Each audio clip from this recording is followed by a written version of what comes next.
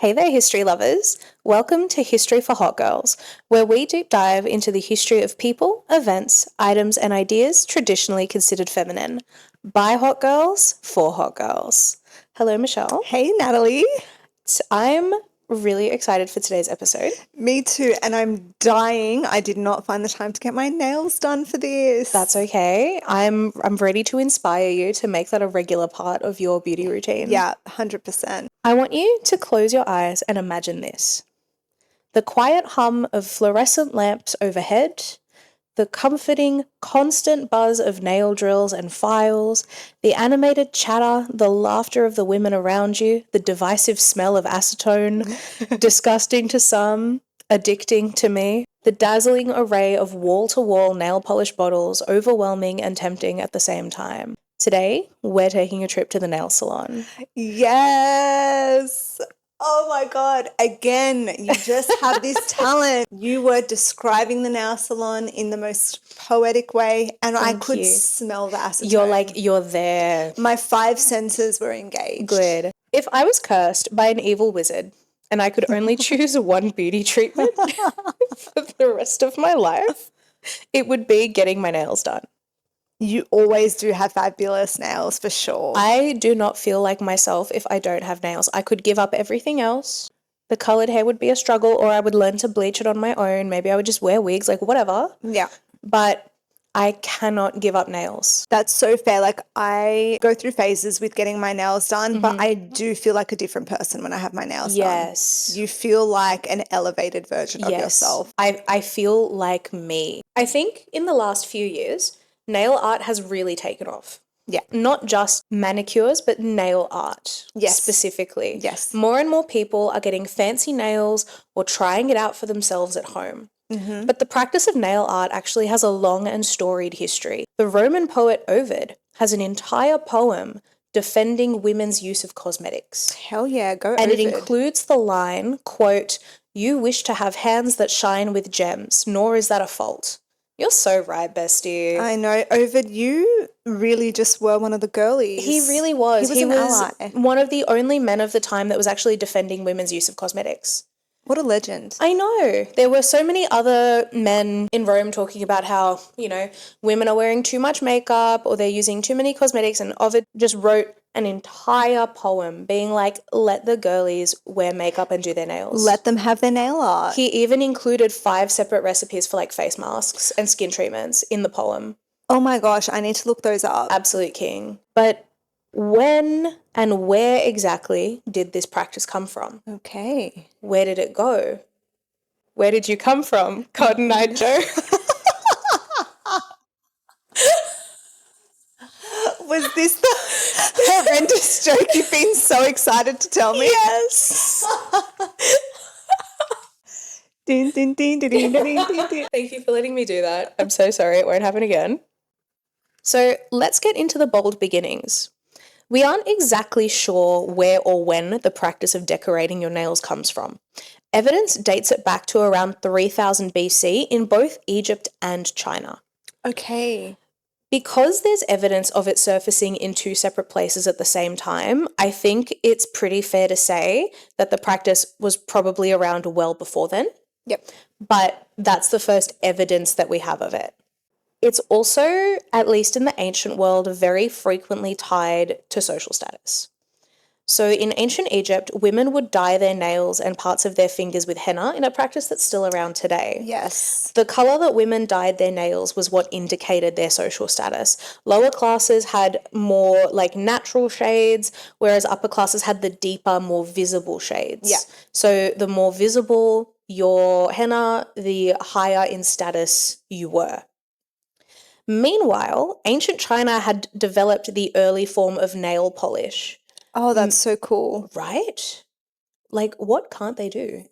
I feel like ancient China just invented everything. They had everything. They had everything, and they were just waiting for everyone else to catch up. Yeah. So the nail polish that they had was made from beeswax, egg whites, gelatin, gum arabic, and vegetable dyes for the colour. That is so cool to me that someone in ancient China was mixing up all of these little ingredients and was like, hey, you know where this would look really cute? Yes. Nails. And you know it was a woman. It was definitely You a woman. know it was a woman. Like ancient Egypt, it was used to indicate social status. Royalty would wear red, gold, or silver. Royal women would also, in later decades and centuries, wear porcelain or bejeweled nail guards and have servants do literally everything for them so that the nails never broke. Isn't that the life you just want to live? Wearing long, fabulous nails and then have someone else do everything for you. Everything.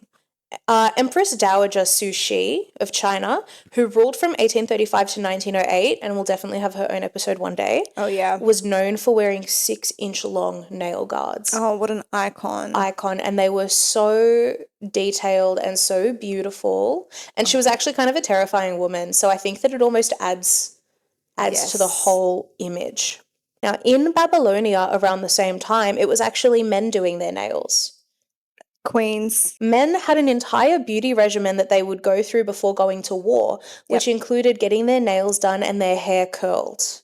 How beautiful. I know. This is why I get so mad when people are like, oh, men just don't dress masculine anymore. It's like, when did they ever? Yeah. Men dressing masculine is such a fallacy. Yes, and it's such a modern idea too. Yeah. You keep trying to point back to ancient times, but a lot of the things that women have co-opted were originally masculine. Yeah. We just did it better. So the men in Babylonia would use green coal to colour their nails. Beautiful. The darker the colour, the higher the social status. Stunning. I can only imagine how rich some of those colours would have been. Yes. Oh, beautiful. I know. And I think that, first of all, aside from looking cool as hell, I think it would be kind of intimidating to see this entire army with their hair done, their nails done. It's like, oh my God, they've outdressed me and we haven't even started yet. You know what I mean? Yeah, like I think clothing and how you look, it is so important for your perception. Yes. Yeah. And especially going into battle, that's important. Yeah, you need to feel and look your most confident. Yes, 100%. Sure. Now, the first record of nail art specifically comes from the Inca Empire. Cool. Right? So cool. The Incans,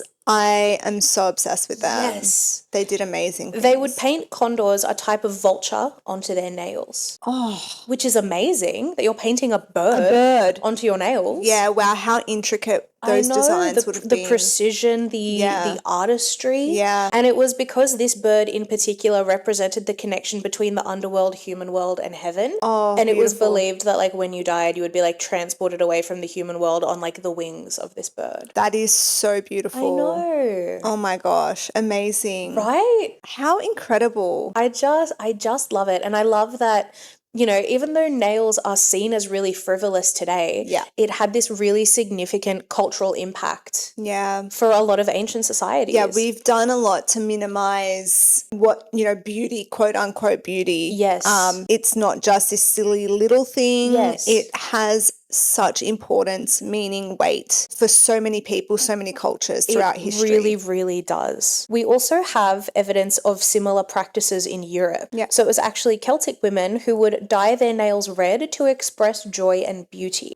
So it's referenced in a 1909 play, Deirdre of the Sorrows, written by Irish playwright John Millington Synge. After mourning the death of her lover, Deirdre proclaims, quote, "I shall sleep no more, and I shall not crimson my nails.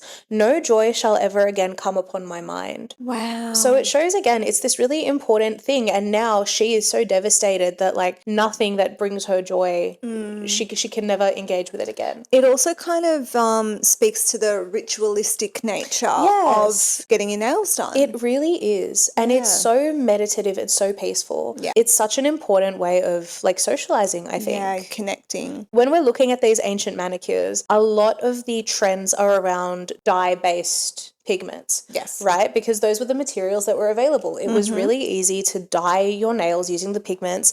And as a result, a lot of nails ended up either, you know, really natural looking, or it was just whatever color was relevant or easily accessible at the time. But modern manicure practices actually started to develop in the 1800s with the invention of the orange wood cuticle stick. Oh. Right? A classic that is still used today. Yes. She has endured. It was invented invented in 1830 by Dr. Sitz, a European podiatrist. Okay. Before him, people used acid, Oh my God. metal rods, razors, and scissors to trim their cuticles and shape their nails. How far we've come. I know. I think I speak for people everywhere when I say thank you, Dr. Sitz, for changing the game. Yes, thank you. Because I don't think I could be getting my nails done if we're like putting acid on the cuticles. Yeah, no, that's not happening. The girlies, like in the 1800s, really were going to some lengths for their beauty routines, for sure. They honestly were so deep in the trenches just for us to benefit from that. Yeah. And I appreciate it so much. I think that's an episode. Honestly, you're so right. Beauty in the 1800s, in the Victorian and yes, like pre. Because it's so crazy. And isn't that when they were like eating mummies and stuff? Oh my God, I have no idea, but I know they were using a lot of lead-based stuff in their makeup and all these things. I think it is the Victorian era, and I will have to fact check that. But I know that at some point, you know, like all the discoveries in Egypt and whatever, they believed that because the mummies were so well preserved that it would like help keep you young. So they would literally like grind them up into like tea and stuff. Oh, Jesus. They were just doing anything. Yeah, trying to get that youthful glow. And honestly, I do feel like we see that a little bit now. Well, yeah, I mean, people are injecting like stuff made from salmon sperm into their face to look young. Really? So how far have we come, really? Yeah, I know. I know, like 200 years from now, two girls are going to be doing a podcast on history and they're going to be like, oh my God, they were literally putting poison into their faces. So I think it's time to get into the glow up. We've come a long way from dyeing our nails a solid colour the way that the women of the ancient world did. Nail art is really, really in right now, and the industry is booming. According to Feddo's 2021 article, A Cultural History of the Manicure, the hashtag nails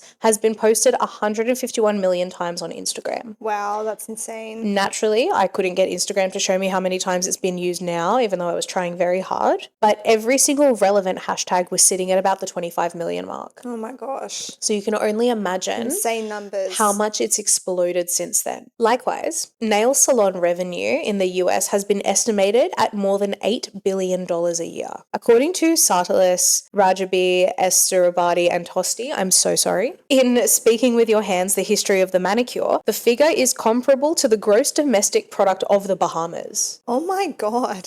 And that's a single industry. Country. That's a whole ass country. Yes. And that's one industry's revenue. But globally, the nail industry is set to increase 7% each year over the next decade. Wow. So it is a huge industry and it's growing massively. So how did we get here from the humble invention of the orange wood stick? A big part of the shift, according to Suzanne Shapiro in Nails, The Story of the Modern Manicure, is the fact that personal standards of cleanliness rose significantly in the 19th century, and the idea that being healthy also meant looking beautiful and well-groomed. People are finally washing their hands, you know, amazing, leaps and bounds in society, I'll tell you that. In Western societies and in Asian. Yeah, this is all obviously very Western. African native cultures, you know. They knew what was up. They had it down pat. Yeah. They were just waiting for the Western world to catch up. Most of the time, if I've got something negative to say, it's about the Western world. Like, let's be real. So King Louis Philippe of France actually hired our friend Dr. Sitz to help him deal with his chronic hangnail issues. Oh, poor Louis Philippe. I know. It's actually the worst. Oh, it's horrible. And for it to be chronic, I would go crazy. Yeah, no, that wouldn't be good. And Dr. Sitz did actually successfully help him. Dr. Sitz, like, what a queen. So because he was so successful at curing the chronic hangnail issue that King Louis Philippe was experiencing, Dr. Sitz actually got employed as his like personal manicurist from there on out. Nice. And it was in his employ that he started to like refine the process of the modern manicure and how to like deal with the cuticles and deal with the skin. So basically, we have this guy to thank for a lot of modern practices. Dr. Sitz, you're just like, you've revolutionized I know. The lives of so many people. I know. But thankfully, this is where the significance of European men ends.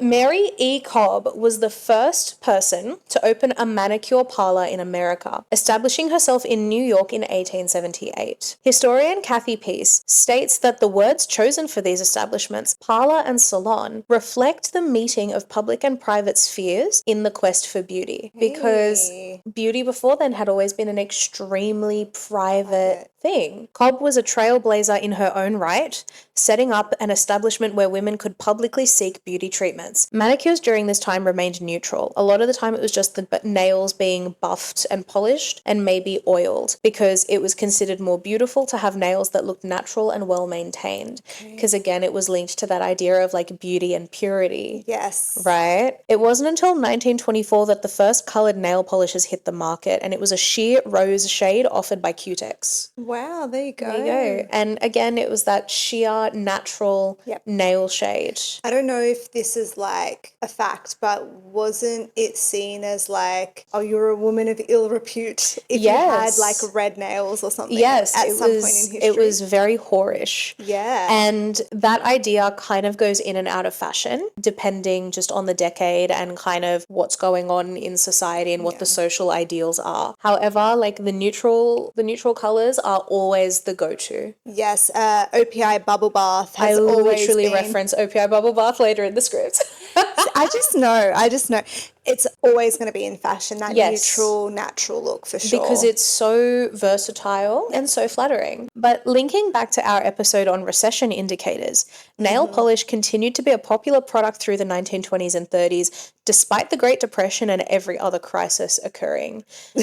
Yeah, there was a lot going on in the 30s. According to Shapiro, nail polish was, quote, an accessible emblem of chic, a perfect pick-me-up in bleak times. And it really is still today, you know, when we talk about recession indicators and like little trinkets and things that just make us feel good when times are hard. Nail polish is the perfect sort of version of that because it's something that you get to look at all the time. Absolutely. You're looking at your hands constantly. Especially now when we're all like working in offices and whatever and we're all typing. Like I'm always looking down at my hands. I'm always seeing them. Typing when you have nails on. Oh my God. Oh my God. It just scratches something in my brain. Yes. It's incredible. My favorite thing is like when my nails have grown out a little bit and I'm texting and it's like the little clack, clack, clack on the screen. Oh. Elizabeth Arden, one of America's first female entrepreneurs, was recorded as saying, quote, the more they chew their fingernails and wrinkle their brows and pull their hair, the more they need us. She ate with that one. She got it. World War I and World War II both had fairly significant impacts on the development of nail polish and the perception of manicures overall. Okay. Nail polish, as we think of it, was a product of the various technological developments happening during World War I. Nitrocellulose, a chemical compound used in early plastics and also small explosives, was being used as auto body paint during the time. It was turned into a nail lacquer in 1932 by the brand Revlon, and they were considered innovative for the time because it was pigment-based rather than dye-based. Okay. And this allowed for a wider variety of colours, more vibrancy, that really stunning like high shine that we think of when we think of nails. Because if it's not shiny, what's the point? If it doesn't look good and cute. Exactly. Don't need it. And again, when you think of like a brand new car and just like the sparkle of a brand new car, that's where the inspo started. Someone saw their car and was like, I need that on my nails. Likewise, during World War II, manicures continued to be a solace for women. As women entered the workforce, the focus was on hand cream and skin protection. Rather than long nails, women actually began to file them down. And it was during this time that women began painting the whole nail rather than just part of it in order to maintain that illusion of long nails. Okay, and that's a bit more practical for them. Yeah, it's practical, but it still allows you to keep that practice and that femininity that's important to so many women at that time. Yes. The month before the USA entered the war, Vogue wrote, your hands speak for you every day. Knitting, folding Red Cross bandages, tying bundles for Britain, making a line check on a plane. Those hands in turn deserve to be well cared for. Cosmetic sales increased during this time as women did their best to find ways to retain femininity, even as total war, rationing, and factory work made most traditional feminine markers inaccessible. Because again, during rationing, right, you were losing access to those really nice fabrics. Yes. To a lot of clothing styles and shoes. Patterns. Yes. Didn't have any of that. Everything was changing. But nails and cosmetics will never let you down. They're always there. And they last so much longer. So you get so much more use out of it. Yeah. And even as women are entering the workforce in World War II, right, they're still able to keep using those cosmetics, wearing them every day to go out to work. Like you may not be able to wear the same shirt or same beautiful dress every single day, but you can wear wear the same lipstick every single day. Exactly. Some factories sponsored on-site beauty salons to boost morale in the United States. Can we have this at our workplaces today? I know. Why don't we do this now? It would boost my morale, that's for sure. Absolutely. Can you imagine having like the most annoying class in the world and then you get to just pop into the staff room for like a quick little manicure or like a facial or a massage? That sounds to me like effective staff well-being. In London, even some cosmetic brands began offering discounts on beauty services to women in uniform. Lovely. So there was this real, push to, I guess, reward these women, but also make sure that they could still feel like themselves, even as the world was shifting in such huge ways. Yeah. Girls just want to be girls. However, even this couldn't last as the war continued and the need to ration items on the home front became greater. In July 1942, the US War Productions Board limited nail polish production by 80%. Metal manicuring tools were fully prohibited by 1943. In Britain, the manufacturing of nail polish and nail polish remover had been restricted to the point that many salons in London had actually run out of products. Wow. And women were like bringing in their collections from home and like rationing their nail polishes and hoarding them so that they could continue getting manicures. Oh, God love them. Marjorie Wilson, a writer who published manuals that gave advice to women on how to be charming, regardless of like physical attractiveness, wrote during this time, quote, "They tell us that our cosmetics will be curtailed because their ingredients are used as high explosive. Fancy men's just discovering that when that's what we've been using them for the whole time." Love her. Honestly. Legend. Alongside its role as a morale booster and escapist fantasy, nail polish became an important symbol of resistance. Hitler attempted to ban cosmetics in Germany, especially red lipstick, which is where the iconic red lip of World War II comes from. Yes. But alongside the Victory red lipstick, the US Army actually created, or rather I should say the US government created for the Army, a special red nail polish. Oh, that's amazing. Yeah, and so these things were actually mandatory, the red lipstick and the red nails, because it was part of the whole like drive for victory. Yes. Churchill even was encouraging women to wear red lipstick in order to, show their support for the war effort. The most, what's the word I'm looking for? The biggest form of resistance is to express your joy. Yes, absolutely. And that's how do you do it? You do it with cosmetics. You do it with your clothes, the way you style your hair. Like, yes, that's how you show your resistance. Yes. And because women in Germany were, discouraged from wearing makeup and doing their nails and all of these things because it was like impure and whatever, it actually became an important symbol of resistance in occupied France, where these women were then painting their nails to make sure that they didn't look German. After the war, things kind of settled down for a little bit. Throughout the 1950s especially, there's a really big focus on conformity. Yes. The moral panic and all that. Yeah, and also I think it comes from the fact, and Shapiro does discuss this in her book, that it's a generation who grew up in such a huge time of turmoil that it's really comforting to be told that you can just say and do and purchase the right thing and everything will be okay. Yes. Because these are people who have never really known stability like that before.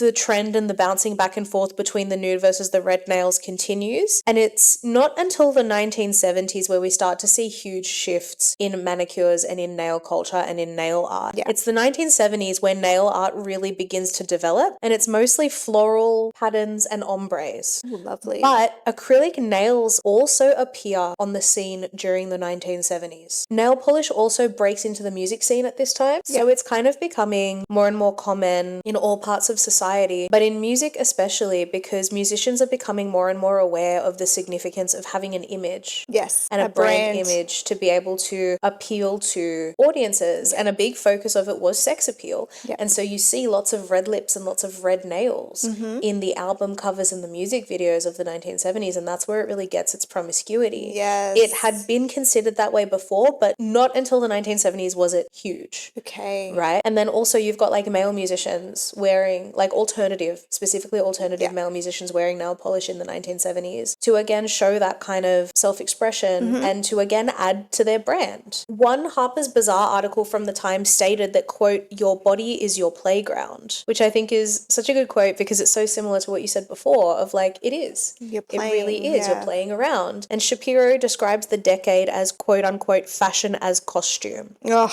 I love 70s fashion. It's so good. And it was best. such a time of self-expression and like experimentation. Yeah. And I think that is just so important and so refreshing considering how prescriptive and strict it was throughout all of history. Yes. And the two most iconic manicures for me of the 70s are, of course, Dolly Parton and her like stunning acrylics, and also Freddie Mercury's black nail polish. Oh yeah, I love I think it's Donna Summer. She's got this iconic long red nails. They're like squared off. Oh, she just looks so good. And the squared off nails was the fashion of the time. Yeah. Throughout the 70s and 80s. It's really in the modern day that we've started to really go for like the almond and the coffin, the stiletto, the coffin. Yeah. Alongside all of these crazy new designs and these colors and all of this experimentation, however, the 1970s also saw the invention of the French manicure. Oh, wow. So that's from the 70s. Yes. And, you know, she was popular then for her versatility, her simplicity, and the fact that she is so easy to customize. Yes. Everybody will find a style that suits them. Yes. And she remains timeless for the exact same reason. She's so timeless. The 1980s saw further innovations on the nail scene. The brands OPI and Essie both found their start in the 1980s, and nail art broadened during this time to include a lot of the products that we use today. So that's things like striping tape,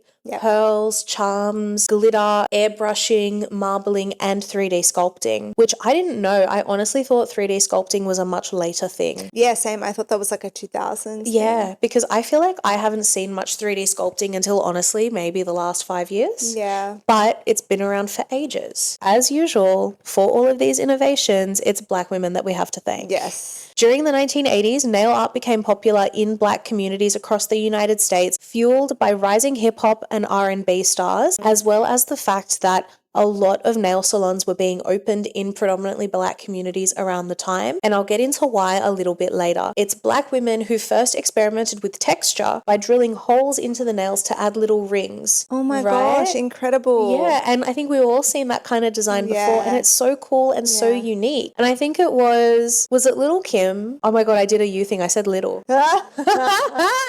Oh, it's Lil' a disease. Kim's manicurist who like cut up some dollar bills and turned it into like a French manicure, and the government like literally contacted her and was like, hey, you know that's a crime.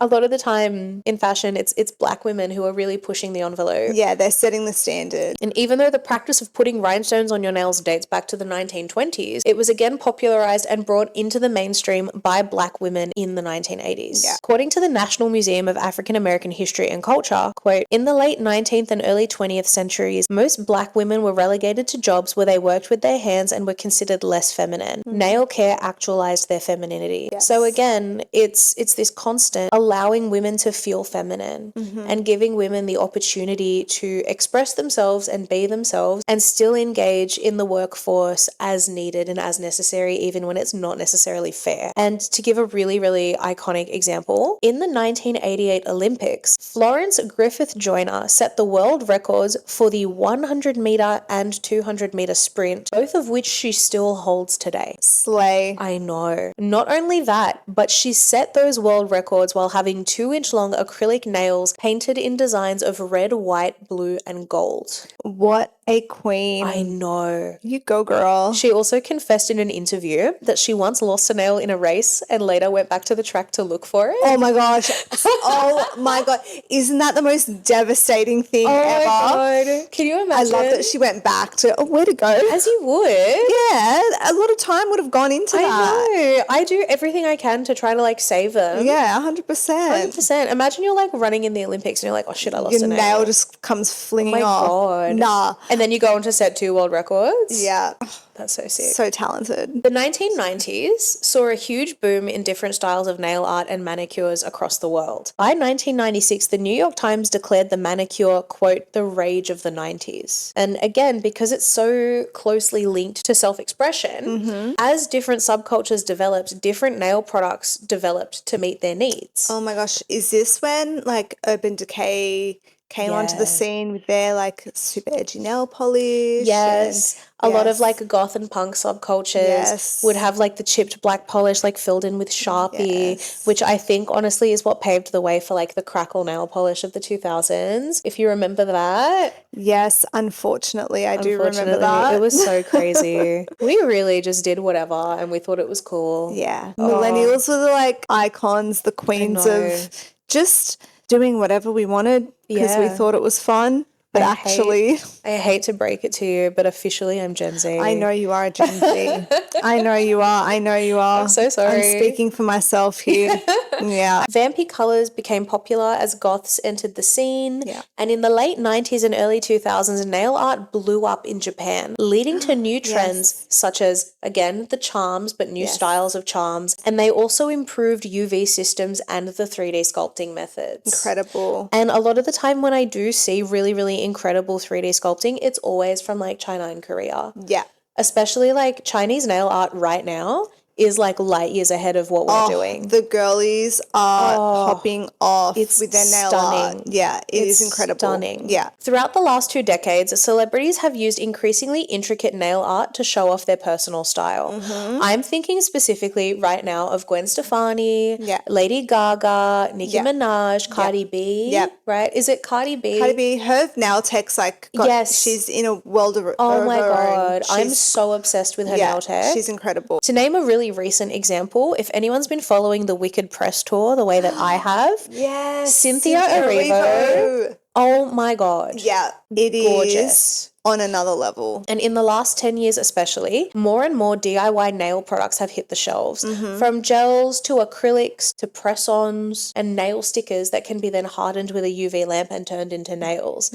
Right? The focus has really been on giving women the opportunity to have unique decorated nails without breaking the bank. Clearly, we've seen a historical precedent that has been set that this is really important to women as a form of femininity for the women who do want to engage with it, as a form of self-expression on both individual and social levels. Yes, it's a real reflection of your identity. Yes. And so, now that we've covered the ancient origins of nail painting, the origins of manicures and nail salons, as well as the trends that developed up to the modern day, it's time to now talk about whether nail polish is still that girl. And in our quest to find out if nail polish is still that girl, we have to investigate a really, really significant aspect of the modern day beauty community, the Vietnamese nail salon. According to the UCLA Labor Center, census data shows that more than half of the nail salon workforce in the USA is Vietnamese. In my own experience, I only know 2 nail artists that aren't Vietnamese. Yeah, I don't know many nail artists that are not Vietnamese. So how did the Vietnamese community, and predominantly Vietnamese women, come to dominate the nail industry? The answer traces back to the Vietnamese refugee camps established after the fall of Saigon during the Vietnam War, specifically to one refugee camp in California. In 1975, American actress Tippi Hedren, known for her lead role in Hitchcock's The Birds, was working as an international relief coordinator with Food for the Hungry, visiting Vietnamese refugees at Hope Village outside Sacramento, California. Hedren stated that they were, quote, trying to find vocations for the refugee women, many of them the wives of high-ranking military officers,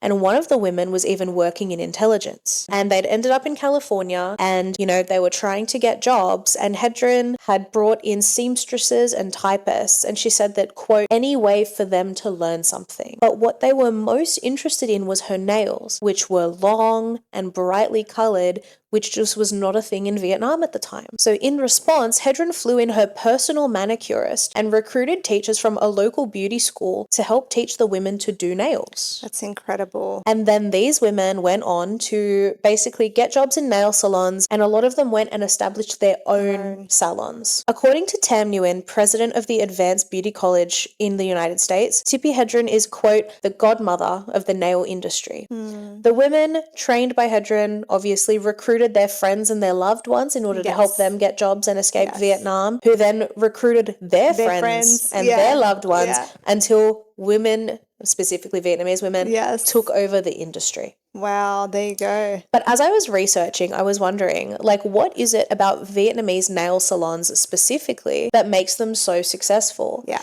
In a lot of the stuff I was reading, they were talked about as if they existed in their own universe, like that there was a clear divide between the Vietnamese nail salon and the Western nail salon. And I couldn't really get my head around it. So I actually decided to interview my nail tech, Annie, love your work, who is just an icon and an incredible woman, and I figured I may as well get some answers from the source. So for context, Annie was born in Vietnam and arrived in Australia around the mid-2000s. She was in her 20s, but I don't know when in her 20s. She did tell me, and I forgot to write it down. She's been doing nails for about 19 years. She's worked at a number of salons, and she owned her own nail salon for a number of years before selling it. She's actually now only moonlighting as a nail artist, and she instead spends her days as a support teacher at a local primary school. Go Annie. I love her and I admire her, and I've told her that the day she retires, I'm going to experience the crash out of the century. I believe it. And because she does nails from home, I know where she lives and I will just keep rocking up. Yeah, until she just does your nails for you. I was like, until you cut my hands off, I will be showing up at your house. So, according to Annie, competitiveness is a really big part of Vietnamese culture in the workplace and in Vietnamese industries. When there are so many people offering the same products and services, the only real way to stand out is through cheaper pricing. In Western-owned salons, manicures back in the day, especially I'm thinking around the 70s and the 80s, manicures could cost up to $50, whereas the early Vietnamese salons were offering them for $20. Okay. So eventually Western nail salons were priced out of the market, which resulted in the dominance of Vietnamese salons today. Another reason that she provided is that it's an extremely accessible career for Vietnamese people who are not yet fluent in English. Yes. Many of the nail techs working in salons don't actually really need to speak to the customer. That's true. In her experience, it's usually just the manager who's fluent in English. Yep. They handle most of the customer interactions. Yep. The nail techs get to focus on working and getting paid without the added pressure of being fluent in English. So this allows people to move to English-speaking countries earlier and provides them with qualifications for an industry that is always in demand. It allows people to build up work experience and savings while they strive towards the career that they really want to pursue. So again, in Annie's case, that's being a support teacher. Yes. And she said that that's exactly why she learned to do nails. It was really easy. Well, not easy, but she found it easy. For her, it was accessible. Yeah. For her, it was accessible because she is someone who's also really creative. Yep. So even though it's not a passion necessarily, she had fun doing it. Yes. She has fun doing it. She gets excited over it. Yes. And it gave her the opportunity to take a little bit more time in learning how to speak English. She said it was also a really easy way for her to kind of fund her English lessons. She was paying, when she arrived in Australia, $5,000 a term. Wow, that's a huge expense. It's a huge expense. Yeah, and massive. her first nail job, I think she said she was getting paid $60 a day. Oh, wow. And then that's the other unfortunate the dark side reality. Is that it's easy to underpay these women. Yes. You know, and Annie was like, I was being underpaid willingly because I just needed a job. Yeah. That's where a lot of the nail salons in Black communities in the United States come from, is that was the only place that these women could afford to open up. And so it was the explosion of Vietnamese nail salons paired with just Black women's creativity and sense of style that led to all of those incredible trends. It's always women of colour out here doing the work, coming up with the new innovations. We really have to credit them. Yes. I really cannot think of any beauty or fashion trend that I enjoy that wasn't started by or strongly influenced by a woman of colour. Or popularised by. Yes. Yeah, definitely. Yeah. It's just... Yeah. They're the tastemakers of our... They really are. Our global community. Yes, absolutely. This industry that has been built by Vietnamese migrants is only successful because there's such a huge demand for nails in the first place. Well, that's right, yeah. The nail industry has only continued to expand, and this indicates that nail art is a trend that is here to stay. According to Shapiro, part of the appeal of manicures and nail art is that, quote, the results are almost always reliable. Unlike so many fashion trends, there's little need to sigh and wish you were thinner or curvier or younger. There basically like a fashion feel good that anyone can have regardless of age. Yes, right? It's not an exclusive thing to be a part of. You can have beautiful nails at any age. And that's the thing, is that a lot of the time, obviously nails aren't accessible to everybody. I don't think anything is fully accessible to every single person, no matter how hard we try. But nails try really hard to be accessible. And like you said, you know, they are something that really allow you to make a statement about who you are. And they're also like a really low effort form of self-expression. So true. Clothing, you got to spend money. Yes. Shapiro states, quote, "The nails remain a site where a woman can define herself one day, rub it off, and start anew the next." It's like, even if you go get your nails done and they're like an acrylic, well, if you hate them after a week or two, well, you can go and get them changed. Yeah. So what about you guys? Do you love manicures? Do you hate them? Are you a neutral bubble bath girly or a crazy nail art girly? Do you do them yourself? Do you have a nail tech? Drop us a comment and tell us all about your nails and how you feel about them. Thank you so much for listening. We would love to keep spilling the tea on history's hottest people, events, items, and ideas. But for now, make sure you like, subscribe, and follow at History for Hot Girls on socials. Don't forget to hit that 5-star rating and share with your fellow history girlies. Until next time, bye!